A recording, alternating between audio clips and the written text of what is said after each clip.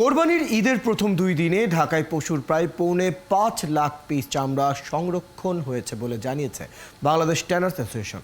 তবে সারা দেশে এই বছর লক্ষ্যমাত্রা অনুযায়ী চামড়া সংগ্রহ হবে বলে আশাবাদী ট্যানার্স এই সংগঠনটি। তবে বুধবার এক সংবাদ সম্মেলনে সংগঠনের সভাপতি শাহিন আহমেদ বলেন, চামড়ার রপ্তানি বাড়িয়ে উপযুক্ত দাম পেতে হলে সাভার চামড়া শিল্প নগরীর অকেজো কেন্দ্রীয় বর্জ্য শোধনাগার সহ অন্যান্য ত্রুটি দ্রুত সরানো উচিত। আরও জানাচ্ছেন জাহিদুল ইসলাম।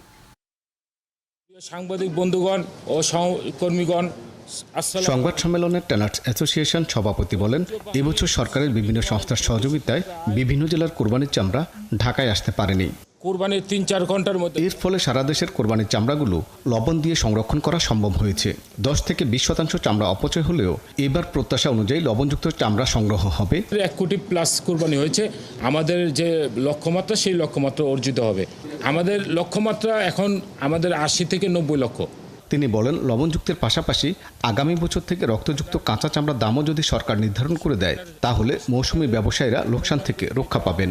লবণ ছাড়া চামড়ার দামটা দেওয়াই ভালো, তাহলে দেখা যায় যে একটা মেসেজ যাবে মৌসুমী ব্যবসায়ীদের যে এই মূল্যে আপনার চামড়াটা আপনার ক্রয় করলে আপনার ঠিক হবে। ট্যানার্স অ্যাসোসিয়েশন সভাপতি বলেন, বিকল্প পণ্যের জন্য সারা বিশ্বেই চামড়া চাহিদা এবং দাম কমছে। অন্যদিকে সরকারি ব্যবস্থাপনা চালু সাভার চামড়া শিল্প নগরীটিরও বেহাল দশা।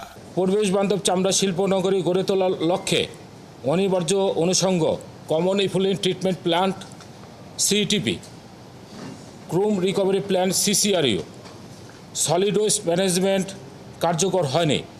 ফলে এলডব্লিউজি সনদের অর্জনের চামড়া শিল্পের বেশ কিছু ট্যানারি এগিয়ে থাকলেও এলডব্লিউজি সনদ ও আন্তর্জাতিক সনদ অর্জন করা সম্ভব হচ্ছে না।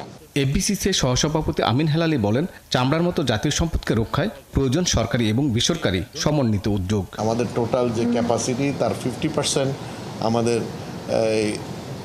কোরবানির ঈদ থেকেই আসে।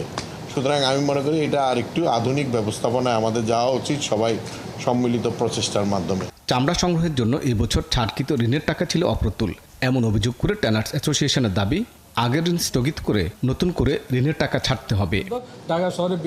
জাহিদুল ইসলাম, 71, ঢাকা।